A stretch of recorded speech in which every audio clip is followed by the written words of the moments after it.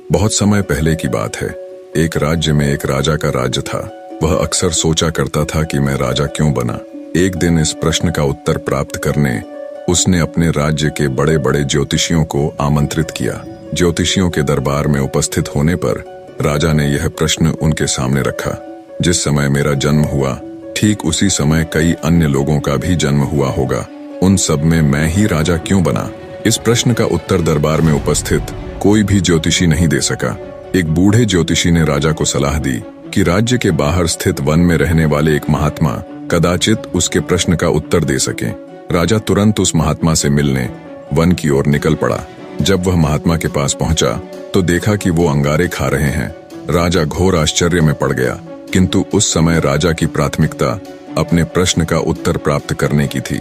इसलिए उसने इधर उधर की कोई बात किए बिना अपना प्रश्न महात्मा के सामने रख दिया। प्रश्न सुन महात्मा ने कहा, राजन, इस समय मैं भूख से बेहाल हूँ। मैं तुम्हारे प्रश्न का उत्तर नहीं दे सकता। कुछ दूरी पर एक पहाड़ी है, उसके ऊपर एक और महात्मा तुम्हें मिलेंगे। वे तुम्हारे प्रश्न का उत्तर दे देंगे। तुम उनसे जाकर मिलो। राजा बिना समय व्यर्थ किए पहाड़ी पर पहुंचा। वहां भी उसके आश्चर्य की सीमा नहीं रही जब उसने देखा कि वहां वह महात्मा चिमटे से नोच नोच कर अपना ही मांस खा रहा है। राजा ने उनके समक्ष भी वही प्रश्न दोहराया। प्रश्न सुनकर महात्मा बोले, राजन, मैं तुम्हारे प्रश्न का उत्तर नहीं दे सकता। मैं भूख से तड़प रहा हूँ। इस पहाड़ी के नीचे एक गांव है, वहाँ 5 वर्ष का एक बालक रहता है। वह कुछ ही देर में मरने वाला है। तुम उसकी मृत्यु से पहले उससे अपने प्रश्न का उत्तर प्राप्त कर लो। राजा गांव में जाकर उस बालक से मिला। वह बालक मरने की कगार पर था। राजा का प्रश्न सुन वह हंसने लगा।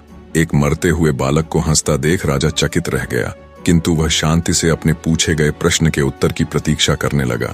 बालक बोला, राजन, पिछले जन्म में मैं, तुम और वो 2 महात्मा जिनसे तुम पहले मिल चुके हो, भाई थे।